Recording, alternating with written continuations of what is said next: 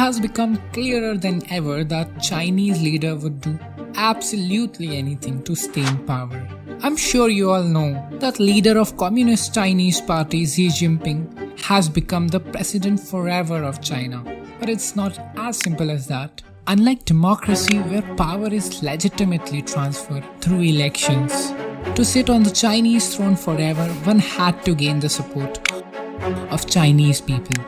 And in the past too, Chinese high command has adopted hyper-nationalism, loyalty towards populism, mass surveillance, and many times even force to stay in power.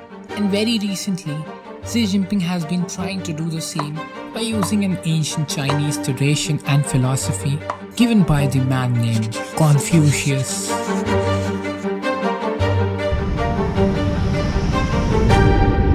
But who is Confucius and how is he dominating Chinese politics? Confucius was a respectable philosopher and teacher throughout Chinese history. Chinese culture, tradition, and most importantly, politics was heavily influenced by this Chinese guru. He is simply one of the most popular Asians in the world history. But why don't we hear about this man anymore? It is because Chinese culture and tradition transformed in the year 1966 when China's Communist Party leader Mao Zedong led the Cultural Revolution. Cultural Revolution was a bloody and destructive movement. Followers of Mao burned books, destroyed museums, and even killed scholars. They wanted to destroy everything about the old Chinese tradition and culture.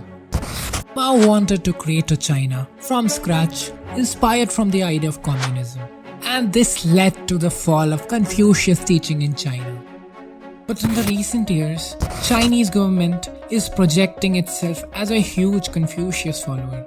This has widely helped to keep the people unified by linking them to Chinese tradition and has helped in securing the position of government in China.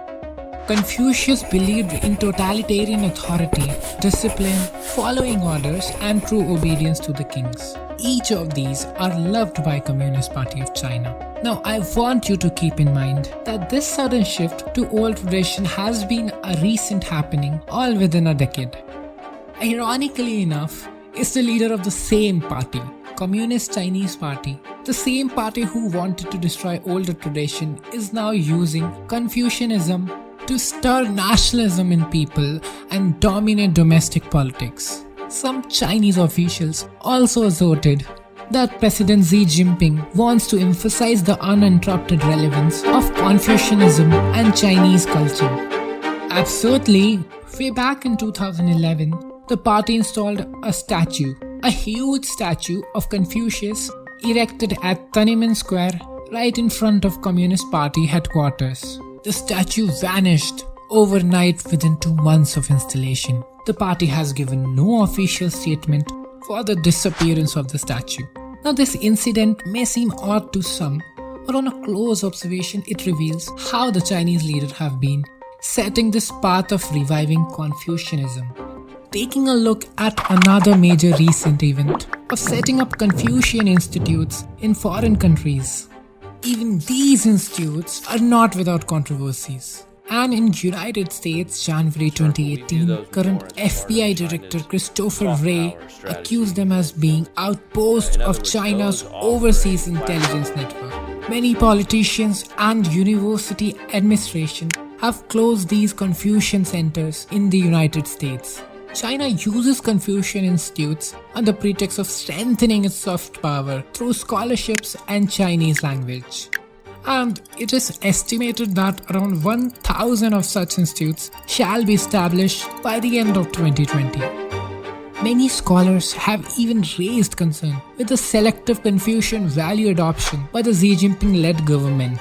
Confucius stressed on power, authority, and social order. A classical teaching of Confucius is a good government consists in a ruler being a ruler. The Chinese president is clearly using it to denote government superiority. One thing is clear, that Confucianism for the people of China at present does not have the philosophical or political form that it had in the past. Chinese reality changed the meaning and significance of Confucianism.